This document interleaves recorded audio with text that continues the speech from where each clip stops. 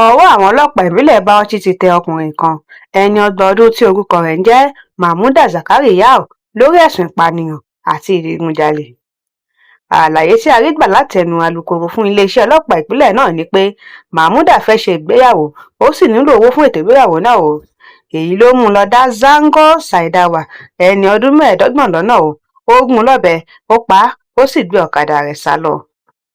Mahmuda jẹ́wọ́ pé òun gún Zango lọ́bẹ lóòótọ́ o, àmọ́ òun kò lérò láti pa á. Ó ní òun ṣe èyí láti rí owó fẹ́ ìyàwó kẹta ni o. Ìròyìn jákèjádò.